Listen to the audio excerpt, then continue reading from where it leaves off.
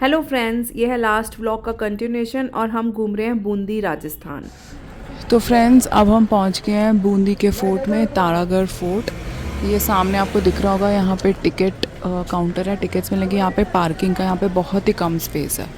ये देखिए, ये देखो गाड़ियाँ बहुत मुश्किल से लगी हुई हैं। तो बहुत ही आप बिल्कुल टाइम पे, जब ये फोर्ट ओपन होता है तभी आगे तो आपको पार्किंग मिल जाएगी, अदरवाइज़ यहाँ पे पार्किंग की बहुत समस्या है।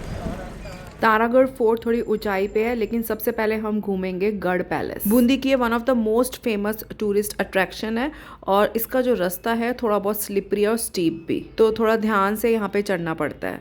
तो गढ़ पैलेस में हमने एंट्री ले ली थी और सबसे पहले हमें देखने को मिला हाथी पोल। ये पैलेस की एंट्रेंस है और अगर आप इसको देखेंगे तो ऊपर आपको दिखेंगे 2 हाथी। तो हाथी पोल से हमने अंदर एंट्री ली और हमें गाइड ने थोड़े इंपॉर्टेंट पॉइंट्स दिखाए, जिसमें सबसे पहला पॉइंट था रतन दौलत, जिसको आप दीवाने आम भी कह सकते हैं। गढ़ महल छोटे छोटे महलों का कलेक्शन है और ये महल बहुत ही खूबसूरत है, जिसमें एक है फूल महल, छत्र महल और साथ ही में बादल महल। और यहाँ पे बार बार आपको देखने को मिलेंगी ब्यूटीफुल फ्रेस्को पेंटिंग्स। और महल का ये वाला हिस्सा जो आप देख रहे हैं, इसकी क्लिपिंग्स आपको भूल भुलैया के पुराने पार्ट्स में कहीं ना कहीं जरूर दिखी होगी। और इतनी ऊंचाई से पूरा का पूरा बूंदी शहर भी दिख रहा था। नेक्स्ट हम पहुंच गए थे फूल महल और फूल महल पहुंचते ही आपको दीवारों पे वापस से फ्रेस्को पेंटिंग्स दिखेंगी। इवन छत पे भी बहुत ही प्यारी फ्रेस्को पेंटिंग हो रखी है। ये फ्रेस्को पेंटिंग्स कम से कम 800 से 900 साल पुरानी है और सबसे हैरानी की बात ये है कि ये अभी भी प्रिजर्व्ड है और बहुत ही क्लियर है। इवन यहाँ पे इतनी बड़ी बड़ी हमें खिड़कियाँ देखने को मिली जो 800 साल पुरानी थी और ऐसे लग रहा था बिल्कुल नई है। पैलेस काफ़ी वेल मेंटेन लग रहा था। और यह है एक और बहुत ही फेमस महल का पार्ट, झूला चौक। और उस जमाने में यहाँ पे रानियां झूला झूलती थी। और नेक्स्ट हम पहुँच गए थे चित्रशाला, जो बिल्कुल भी मिस करने वाली जगह नहीं थी। यहाँ की हर दीवार और छत पे आपको फ्रेस्को पेंटिंग्स दिखेंगी और ये पेंटिंग्स कुछ ना कुछ स्टोरी बताती हैं। और इन पेंटिंग्स का मेन थीम है कृष्ण लीला। अभी तक हमने जितने भी फोर्ट्स देखे हैं और जितनी भी फ्रेस्को पेंटिंग्स देखी हैं, बिल्कुल कह सकते हैं कि बूंदी के फोर्ट एंड पैलेस की जो फ्रेस्को पेंटिंग है वो बहुत ज़्यादा प्रिजर्व्ड है। और जो इसके अंदर कलर कॉम्बिनेशंस यूज़ हुए हैं वो बिल्कुल वैसे के वैसे ही थे। और इन पेंटिंग्स के आगे काफ़ी रस्सियाँ भी लगी हुई थी, तो हम उसके आगे नहीं जा सकते थे, तो बस दूर से इसके पिक्स क्लिक कर सकते थे, प्लस वीडियोस बना सकते थे। और शायद ये रीज़न है इतनी पुरानी चित्रशाला होते हुए भी अराउंड 800 साल पुरानी बिल्कुल वेल मेंटेन्ड एंड प्रिजर्व्ड है। इन सभी पेंटिंग्स में जो फीमेल की पेंटिंग्स हैं उसमें एक खास बात है, उसमें सिर्फ आधा चेहरा ही दिखता है। तो इसी स्टाइल से सारी फ्रेस्को पेंटिंग्स बनी हुई हैं।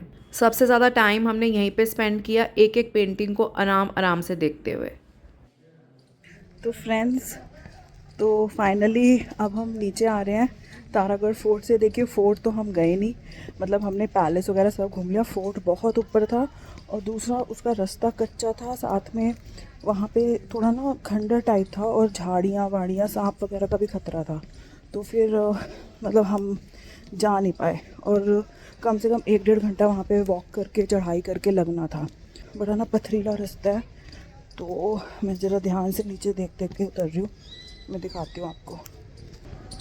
ये ना ऐसा रास्ता है यहाँ पे, तो थोड़ा ध्यान से उतरना पड़ता है। चेन वेन लगी हुई है, बीच बीच में चेन्स वगैरह नहीं है, थोड़ा पकड़ के ही उतरना पड़ रहा है।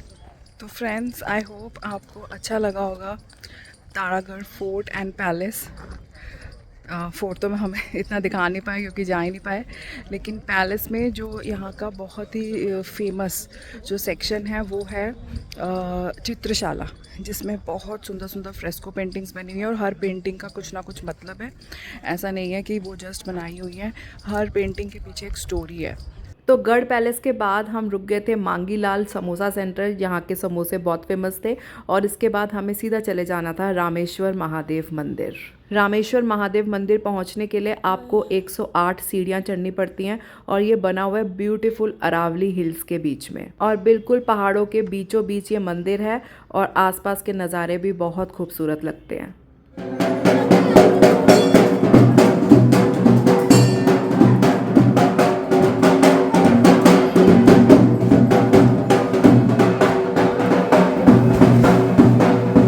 मंदिर में है पंचमुखी शिवलिंग और कहा जाता है ये खुद ब खुद ही बना है। और अगर आप यहाँ पे दर्शनों के लिए आएँ तो धर्मशाला की भी फैसिलिटीज़ अवेलेबल है। बहुत सारी धर्मशालाएं हैं आसपास। महाशिवरात्रि के दिन यहाँ पे देखने लायक माहौल होता है।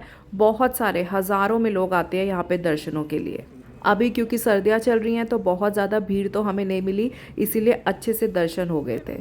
अगर आप रामेश्वर महादेव मंदिर को मॉनसून्स में विज़िट करते हैं तो यहाँ पे आपको देखने को मिलेगा बहुत ही प्यारा नज़ारा, क्योंकि बिल्कुल बैक साइड पे एक झरना है और जब बारिशें होती हैं तो यहाँ पे माहौल देखने लायक होता है। थोड़ी देर हमने यहीं पे टाइम स्पेंड किया और फिर समय आ गया था वापसी का और हमें चल पड़ना था कोटा अपने होटल। लेकिन हम राजस्थान में हो और राजस्थानी थाली ना खाएं, ऐसे कैसे हो सकता है। तो सीधा हमें ड्राइवर ले गए थे एक बहुत ही बढ़िया सी राजस्थानी थाली खिलाने के लिए। और एक और इंटरेस्टिंग बात, यहाँ पे था राजस्थानी थाली का बफे, जहाँ पे थी डिफरेंट तरीके की चटनियाँ, सैलेड, दाल फ्राई और साथ ही में बहुत तरीके की सब्जियाँ। राजस्थान की सारी स्पेशल डिशेस इस एक थाली में मौजूद थी और सही में टेस्ट था इसका लाजवाब। सबको भूख बहुत ही तेज़ लगी हुई थी और साथ में इतनी बढ़िया राजस्थानी थाली भी खाने को मिल गई तो बस दिन बन गया था हमारा।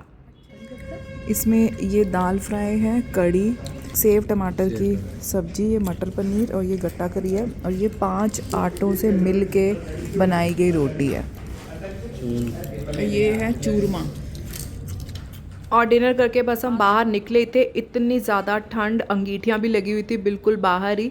तो बस फाइनली टाइम आ गया था वापस होटल पहुंचने का और आज का दिन हमारा बहुत ही बढ़िया रहा बूंदी में। आपको कैसा लगा ये व्लॉग कमेंट करके ज़रूर बताइएगा। Thank you.